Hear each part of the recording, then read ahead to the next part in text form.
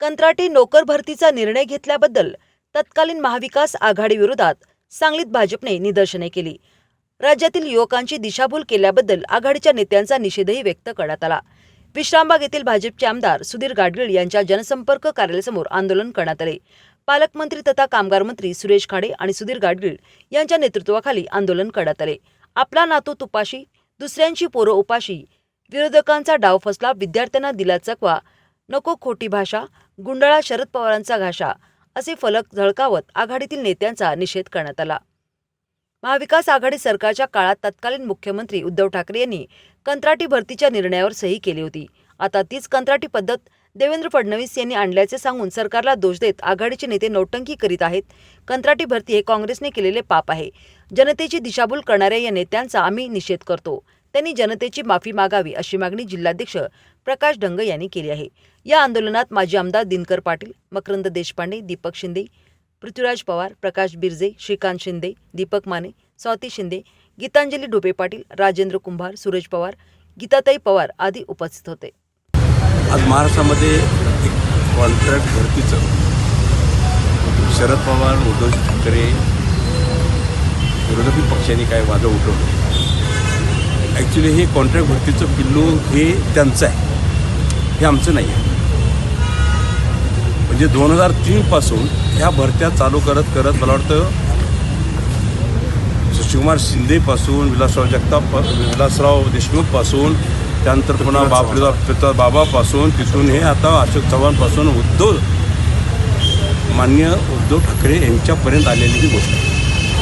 आता हे भरती तेव्हापासून 500, 800, 1000, 1500, 4000 ह्या भरत्या त्या करत आल्या आणि त्याचाच परिणाम हा आता 19 साली यांनी ही जाताची भरती झाली। ही 19 साली टेंडर यांनीच काढले, कॉन्ट्रॅक्ट यांनी फायलिंग केले, शासनाच्या मंजुरी त्यालाच घेतल्या त्यांनी आणि त्यावरती उद्धव साहेबांचं पत्र हे शासना भरती कॉन्ट्रॅक्ट भरती करण्यासाठी माझं काय ऑब्जेक्शन नाही आहे आणि त्याचंच इम्प्लिमेंट आम्ही ह्यातमध्ये केलं गेलं। आम्हाला ज्यावेळी हे कॅबिनेटला समजलं की पहिले रेट आहेत हे रेट 25% अभाव आहेत, त्यामुळे आम्ही 25% कॅबिनेटला घेऊन रेट कमी केले।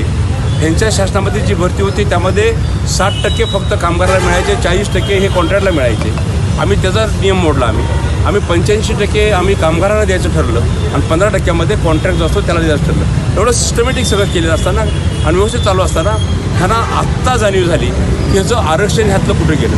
मग 2003 पासून ज्या भरत्या केल्या तुम्ही त्यावेळेला आत्तापर्यंत जवळजवळ 20 वर्ष तुम्हाला आरक्षण लक्षात आलं नाही आणि आरक्षणची गळचिपी करणारे हे शरद पवारच आहे, त्यामुळे दुसरं कोण नाही आहे। ह्यांच्यामुळं सगळी आरक्षण थांबली गेली आणि आता ह्या भरतीमध्ये यांना आरक्षण दिसलं आणि हे आरक्षण आलं म्हणून त्यांनी उठाव केला गेला आणि कॉन्ट्रॅक्ट भरती केल्यानंतर परत आता शासकीय भरती होणार नाही आहे किंवा हे होणार नाही। आता पोलिसांच्या भरतीबद्दल आपण 3000 पोलिसांच्या भरतीबद्दल एक वाक्य केली। 18000 पोलीस भरती झालेले आहेत, 18000 पोलीस भरती हे ट्रेनिंगला गेले आहेत। आता भरती झाल्यानंतर ट्रेनिंगचा कालावधी करीब 1 वर्षाचा असतो आणि 1 वर्षामध्ये ते आपल्या कामावर रुजू होतात। पण 1 वर्ष करायचं काय, मॅनपॉवर कमी आहे। पोलीस भरती रोज मला वाटतं 18 ते 20,000 पोलीस कर्मचारी रिटायर्ड झाले। आता रिटायर झाल्यानंतर परत भरती व्हायला पाहिजे, भरती केलेली आहे आपण, पण तोपर्यंत काय करायचं म्हणून आपल्या शासनानं 3000 भरती ही तिची नियुक्ती करायचा हा प्रयत्न केला गेला की जेणेकरून प्रशासनामध्ये किंवा शासनामध्ये जनतेमध्ये पुढं असंतोष निर्माण होऊ नये। आणि ही जी भरती केली ती कुठली केली आपण, ही भरती केली जे पोलीस भरतीला आलेले विद्यार्थी होते, जे लोक होते, जे कार्यकर्ते होते, त्यांच्यामध्ये आपण जे भरती झाले आणि त्यापासून ते वंचित राहिले त्यांची भरती आपण ही केलेली आहे आणि ही फक्त 1 वर्षासाठी आपण करलं होतं। जोपर्यंत हे ट्रेनिंगचे जोपर्यंत येणार नाही आहेत तोपर्यंत ह्यांचे कालावधी आपण त्यांना 1 वर्षात दिला होता, त्यामध्ये पण त्यांनी ओरडावर चालू केली। म्हणजे काय म्हणतात ते मन म्हणतात ना, करून बागले जे मजा लागले तशी गत झाली याची।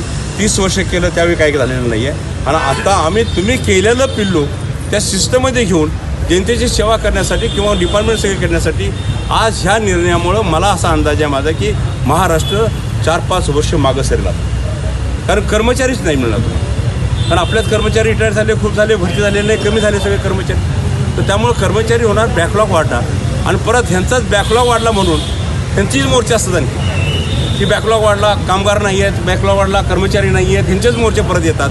त्यांना शरम लाज वाटली पाहिजे हे कृत्य करताना आणि निश्चितच ह्याबद्दल मी सांगली जिल्ह्याचा पालकमंत्री म्हणून यांचा मी तीव्र निषेध करतो। काल राज्य आदरणीय देवेंद्र फडणवीस यांनी कालच जो महाराष्ट्रातील जनतेचा दिशाभूल केलेली होती, उद्धव ठाकरे, शरद पवार यांनी कंत्राटी भरतीचा जो निर्णय घेतलेला होता, GR काढलेला होता आणि त्याचाच काल पर्दाफाश आदरणीय आमचे नेते देवेंद्रजी फडणवीस यांनी केलेला आहे. महाराष्ट्रातील युवकांचा जनतेची दिशाभूल करून आपली पोळी भाजण्याचा प्रयत्न या ठिकाणी तत्कालीन सरकारनं केलेला होता आणि त्याचं खापर आपल्या भारतीय जनता पार्टीवर फोडण्याचा त्यांचा डाव होता आणि तो डाव काल आदरणीय देवेंद्रजी यांनी उधळून लावलेला आहे. मला एवढं या ठिकाणी सांगायचं आहे उद्धव ठाकरेंना आणि त्यांच्या सगळ्या टीमला, महाविकास आघाडीला, की दिशाभूल करून काही आपला उपयोग होणार नाही.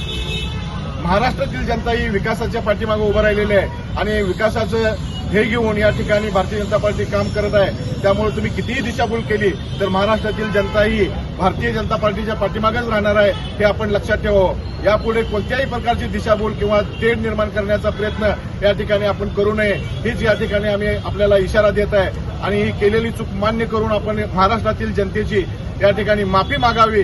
अन्यथा यापुढच्या काळात हे तीव्र आंदोलन करण्यात येईल, नाहीतर आपल्याला महाराष्ट्राची जनता या ठिकाणी कसल्याही परिस्थितीत तुम्हाला माफ करणार नाही, हेच या ठिकाणी मी सांगतो.